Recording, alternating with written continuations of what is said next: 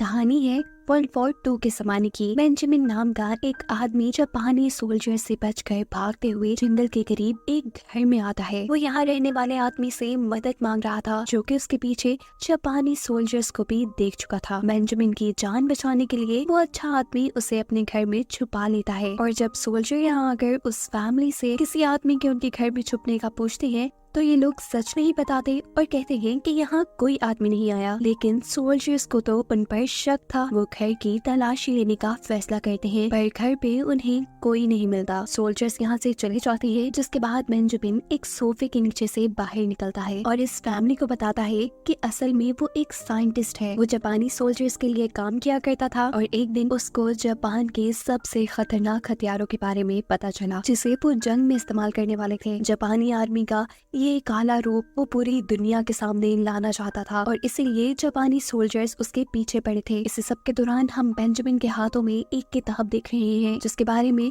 वो किसी से भी बात नहीं कर रहा। वो अब इस फैमिली से कुछ और दिन यहाँ पे रहने की इजाजत मांगता है और ये लोग मान भी जाते हैं। और कुछ दिन गुजरने के बाद दोबारा जापानी सोल्जर्स इनके घर की तलाशी लेने आ जाते हैं। सोल्जर्स को दूर से आता देखते हुए वो आदमी अपनी वाइफ को बेंजामिन को छुपाने को कहता है, जिसने बेंजामिन को अपनी बेटी के रूम में छुपाया था। जापानी कर्नल अब फैमिली से इन्वेस्टिगेशन में लग जाते हैं और उन्हें बताते हैं कि मुझे लाई डिटेक्टर से कम ना समझो, मैं इंसानों के बिहेवियर से उनका झूठ पकड़ लेता हूँ। जाहिर सी बात थी, ऐसी बातें करके कर्नल उसको डराना चाह रहे थे और ये फैमिली डर भी चुकी थी। उनका इन्वेस्टिगेशन करने का स्टाइल पे काफी चेंज था। वो बच्ची के साथ कार्ड खेलना शुरू करते हैं और गेम के रूल्स सिखाते हुए वो बच्ची से कहता है कि अक्सर लोग इस गेम में गलती कर जाते हैं। वो जानते भी हैं कि उनके कार्ड्स अच्छे नहीं हैं, लेकिन वो फिर भी क्लोज नहीं करते। यानी कि कर्नल इन्हें हिंट दे रहे थे कि ये सारी सच्चाई साफ साफ बता दी, पर इनमें से कोई अपना मुंह नहीं खोलता। कर्नल जब यहाँ से जाने ही वाले होते हैं तो इन्हें छत में से कोई आवाज आती है। वहीं पे तो असल में बेंजामिन छुपा हुआ था और गलती से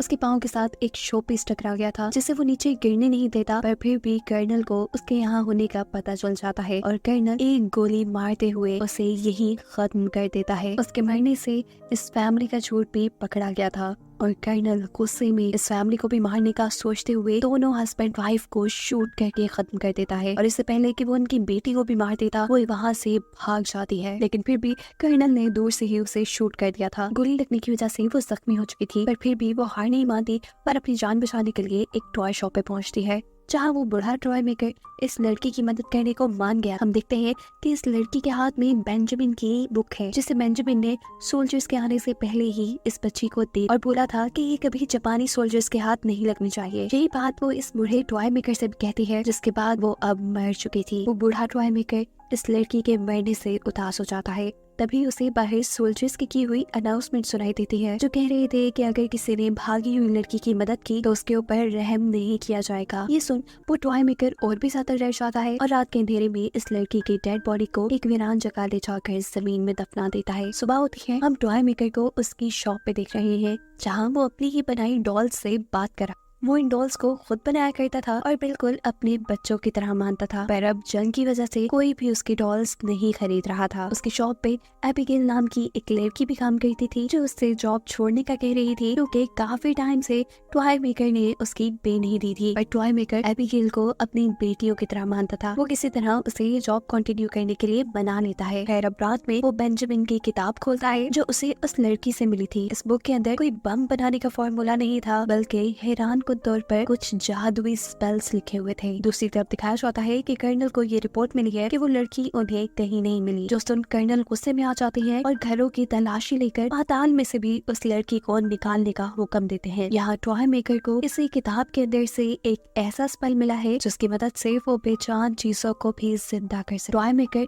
इस स्पेल का इस्तेमाल रॉबर्ट नाम की एक डॉल पे करता है उसे जिंदा करने के लिए, और सरप्राइजिंगली रॉबर्ट नामी ये डॉल जिंदा भी हो जाती है, जिसे देखकर ये टॉय मेकर बहुत खुश होता है। सुबह होने पर वो ये सारी बातें अपनी शॉप पे काम करने वाली लड़की एबिगेल को बताता है, जो उसकी ये डॉल को जिंदा करने वाली कहानी सुनकर समझती है कि शायद टॉय मेकर ने रात में कोई ख्वाब देखा है। वो उसे इग्नोर कर देती है, जबकि यहाँ कर्नल को दोबारा बताया जाता है कि उस लड़की और किताब का कुछ पता नहीं चला। वो फैसला करता है कि वो नए तरीके से इन्वेस्टिगेशन करेगा और पूरे गाँव में ये ऐलान करने को कहता है कि जो भी उस लड़की के बारे में बताएगा उसे $20,000 दिए जाएंगे, जो उस वक्त पर बहुत बड़ी रकम थी।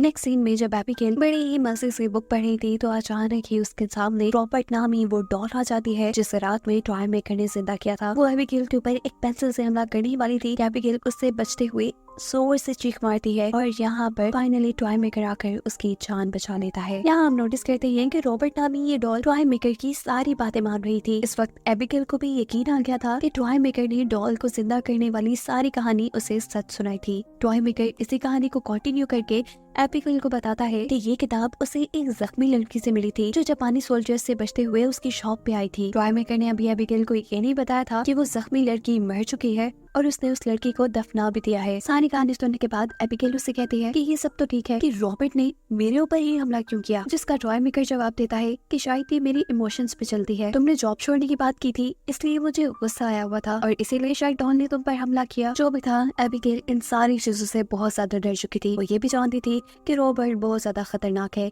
इसीलिए वो जॉब छोड़ने का फैसला अब अपना कंफर्म कर देती है। उसके जाने से वो दुखी तो था पर अचानक उसे ख्याल आता है कि उसके पास तो जादुई डायरी है और उसे अब अपनी तन्हाई दूर करने के लिए किसी इंसान की जरूरत नहीं है, इसीलिए वो अपनी 2 और डॉल्स को जिंदा कर लेता है। यहाँ कर्नल को खबर मिलती है कि एक एबिगेल नामी लड़की पैसों के बदले उस लड़की की सारी इंफॉर्मेशन देने को तैयार है जिसे असल में कर्नल और जापानी सोल्जर्स ढूंढ रहे हैं। कर्नल फौरन उसे अपने पास बुलाते हैं। एबिगेल कर्नल को वही सारी कहानी सुनाती है जो उसे टॉय मेकर ने सुनाई थी कि कैसे एक जख्मी लड़की टॉय मेकर के घर पे आई थी और उसने टॉय मेकर को एक किताब दी। ये सारी बात बताने के बाद एबिगेल चाहती थी कि उसे प्राइज मनी दे दी जाए, लेकिन यहाँ कर्नल प्राइज मनी की जगह उसकी जान ही ले लेते हैं। सीन कट होकर दिखाया जाता है कि जापानी सोल्जर अब टॉय मेकर के घर पहुंच चुके थे। वो टॉय मेकर को बेहोश कर देते हैं। एक सोल्जर उसे हेडक्वार्टर ले जाने का फैसला करते हुए दूसरे सोल्जर से कहता है कि तुम इस जगह को जला डालो। ये सोल्जर मान जाता है और इस शॉप को जलाने के लिए यहाँ पर फ्यूल डालने लगता है। तभी पीछे से रॉबर्ट उसके सर पे डंडा मार देती है। उसे बेहोश करने के बाद वो अब बाकी 2 डॉल्स के साथ मिलकर टॉय मेकर को बचाने के लिए हेडक्वार्टर जाने का फैसला करती है। दिखाया जाता है कि टॉय मेकर के पास कर्नल आए हैं जो उससे टॉर्चर करके लड़की के बारे में पूछ रहे थे। काफी देर तक टॉय मेकर खामोश रहता है और फिर जब कर्नल एक हथौड़ी से उसका पाँव तोड़ने की बात कहते हैं तो टॉय मेकर बोल पड़ता है और बताता है कि एक दिन एक जख्मी लड़की मेरी शॉप पे आई थी। उसके पास एक किताब थी जो किताब वो मुझे देकर मर गई। कर्नल टॉय मेकर से और भी सवाल करने लगते हैं और फिर बातों ही बातों में उसे बताते हैं कि उस बुक के अंदर कोई बम बनाने का फॉर्मूला नहीं है, बल्कि वो किताब तो एक यूसुफ नाम के आदमी ने लिखी थी। हजारों जादू के तरीके पढ़ने के बाद उसमें बहुत से जादुई स्पेल्स हैं जिनकी मदद से जिंदगी भर जिंदा भी रहा जा सकता है और मरे हुए लोगों को जिंदा भी किया जा सकता है। ये बात तो टॉय मेकर पहले से ही जानता था। उसे डर था कि कर्नल उसे मार न दे, इसीलिए वो कर्नल को ये बात नहीं पता था कि वो स्पेल्स का इस्तेमाल पहले ही कर चुका है और उसने 3 डॉल्स को भी जिंदा किया है। यहाँ दिखाया जाता है कि टॉय मेकर की तीनों जिंदा की हुई डॉल्स इस हेडक्वार्टर तक पहुंच चुकी हैं, जिनकी भनक सोल्जर्स को भी हो जाती है। एक सोल्जर जब चेक करने के लिए वहां जाता है तो एक डॉल बिना वक्त जाया किए उसका गला पकड़कर काट देती है, जिसके बाद दूसरी डॉल कर्नल के रूम की तरफ बढ़ती है जहां मेजर बैठे हुए थे। मेजर चलती हुई इस डॉल को देखकर बहुत ज्यादा डर चुके थे। वो अपनी गन से बहुत मरतबा इस डॉल पे हमला करते हैं पर ये डॉल नहीं मरती और आखिर मेजर का भी गला काट के उन्हें मार देती है, जिसके बाद ये तीनों इंटेरोगेशन रूम की तरफ बढ़ते हैं ताकि वो टॉय मेकर को बचा सके, जहाँ कर्नल पहले से ही टॉय मेकर को मारने के लिए अपनी गन निकाल चुका है। इससे पहले कि वो टॉय मेकर को मार देता, पीछे से रॉबर्ट आकर उसकी टांगों के ऊपर हमला कर देती है। इन 3 जिंदा डॉल्स को देखकर कर्नल भी बहुत ज्यादा डर चुके थे। ये तीनों डॉल्स मिलकर कर्नल को स्टैब करना शुरू कर देती हैं और ये देखकर टॉय मेकर बहुत ज्यादा खुश होता है कि उसकी बनाई डॉल्स बच्चों की तरह उसको बचाने के लिए आई थी। जख्मी हालत में कर्नल अब ये जान चुके थे कि वो जिंदा नहीं बच पाएंगे, इसीलिए वो रॉबर्ट नामी डॉल से कहते हैं कि बस मुझे यहीं मार दो। रॉबर्ट भी उसकी बात मानते हुए उसी की गन उठाकर आखिर में उसी को शूट कर देती है। ये सब कर्नल को उसके बुरे कामों की सजा मिली थी। अब ये तीनों डॉल जैसे ही टॉय मेकर की तरफ बढ़ती हैं तो दिखाया जाता है कि वो भी बहुत बुरी हालत में है। वो मरने के बिल्कुल करीब था और ऐसी हालत में वो अपनी तीनों डॉल्स को हमेशा एक साथ रहने को कहता है और फिर मर जाता है। उसे मरता देखकर ये तीनों डॉल्स भी उदास हो चुकी थी, वो रो रही थी और इसी टाइम पर इजाबेल नामी एक डॉल को एक आइडिया आता है। वो जादुई किताब को खोलती है और मरने वालों को जिंदा करने के स्पेल्स पढ़ते हुए वो टॉय मेकर को जिंदा कर लेते हैं। जिंदा होने पर टॉय मेकर भी अजीब तरीके से हंस रहा था और ये तीनों डॉल्स भी खुश थी। जिसके बाद कहानी के आखिरी सीन में हमें दिखाया जाता है कि टॉय मेकर एक सूटकेस में इन तीनों डॉल्स को लेकर कहीं जा रहा है। उसके चेहरे पे आई एवल स्माइल ये बता रही है कि उसके इरादे ठीक नहीं है। और इसी के साथ ये कहानी यहाँ खत्म हो जाती है।